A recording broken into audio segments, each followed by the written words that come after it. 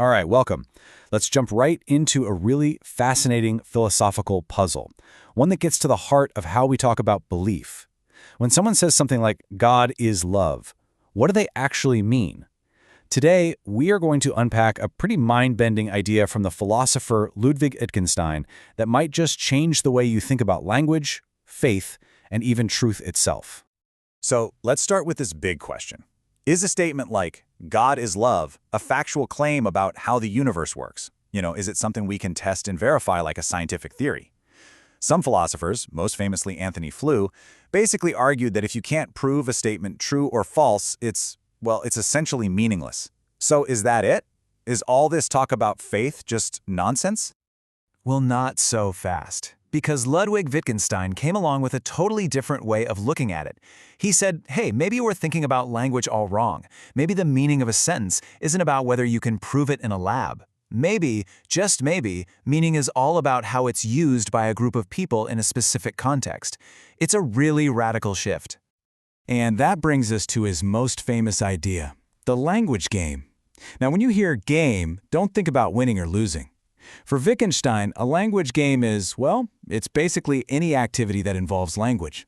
Science is a language game. So is poetry. Giving orders, telling a joke, praying, they are all different games, and each one has its own unique set of rules for how you're supposed to use the words. The big takeaway? The meaning of a word is just its use inside that particular game. Now, I know that can feel a little abstract, so let's make it super concrete with a fantastic analogy. We're going to head out onto the pitch and take a look at the language game of Gaelic football. Inside the world of Gaelic football, you've got this whole specialized vocabulary. A hand pass, for instance, isn't just randomly hitting the ball with your hand. It's a very specific legal move. The square is a real place on the field with its own very strict rules. If you're a player, these words are just packed with meaning. But if you're an outsider, it might as well be complete gibberish. And here's the thing, that language is totally governed by a clear set of rules that define what the game even is. You can't just pick the ball up. You have to do a solo every 4 steps. These aren't just, helpful suggestions. They are the very fabric of the game. The rules are what give the language its meaning. So here's the real punchline. If you showed up and tried to judge Gaelic football by the rules of, say, rugby, if you were shouting, why can't they just throw the ball forward, you would be totally missing the point. You'd be applying the rules of one game to a completely different one. For the players, the rules aren't arbitrary at all. They're what make the game make sense. Okay, you with me? So keeping that whole analogy in your head, let's get to the main event. How does this idea of a language game actually apply to religion? This slide right here, it just nails the core idea perfectly. Let's take a line from a prayer. Give us this day our daily bread. Now, if you're playing the science language game, you treat this like a testable hypothesis. Okay, it's midnight. Did bread literally show up? Yes or no? But inside the religious language game, the meaning is completely different, right? Bread here is symbolic. It stands for all kinds of nourishment. And the statement itself isn't a prediction. It's an expression of trust and faith. And that is the huge mistake that critics were making. They were taking statements from the religious language game and trying to judge them by the rules of the science language game.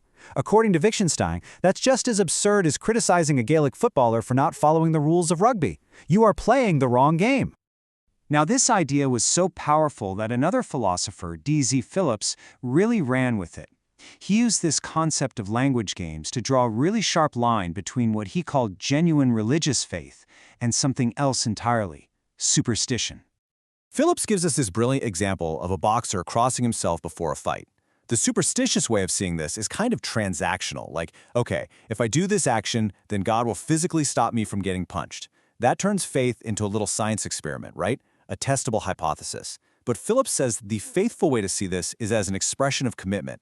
The boxer is dedicating his performance to God, win or lose. It's all about his inner state, not trying to control the outside world. And he does the same thing with a huge concept like eternal life. The superstitious view sees it as a factual claim about some future event that will one day be able to verify. But the faithful view understands eternal life as a way of talking about a quality of life you can have right now, a life lived with a certain kind of meaning and purpose. It's about the present, not a prediction about the future. Okay, so this all sounds pretty neat, right? But of course, this is philosophy, so not everyone was on board. This whole approach to religion sparks some really serious and fascinating objections. So let's dive into the debate. So the first major pushback is a really good one. If religion is just its own little self-contained game with its own private rules, doesn't that just cut it off from everything else? If its claims can't be judged by logic or evidence from the outside world, how can it possibly be relevant to anyone who isn't already playing the game? But Phillips's response here is pretty bold. He basically argues that trying to justify God with the rules of science or logic is the real mistake. It actually limits God's authority. For a believer, he says, faith is self-authenticating. It doesn't need a permission slip from some other language game to be valid. Okay, but that leads to an even tougher question, the one you might have been thinking of. If religious language doesn't have to connect to reality in a way we can test, then what makes it any different from a fantasy game? I mean, couldn't a community just invent a whole complex language game about elves and goblins that has zero connection to the real world?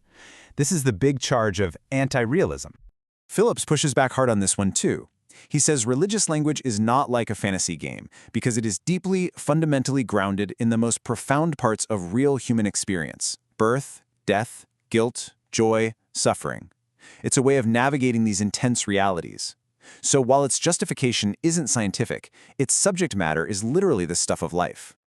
And that leaves us right here with a final, massive question to chew on. Does this language game approach, in its attempt to save faith from scientific attack, end up redefining it into something that most believers wouldn't even recognize? I mean, most religious people believe they're making claims about what is actually real. So does this theory just reduce truth to a useful set of rules, a kind of psychological comfort blanket? Or is it a brilliant insight into the very nature of meaning? That's the question. And it's a really good one to think about.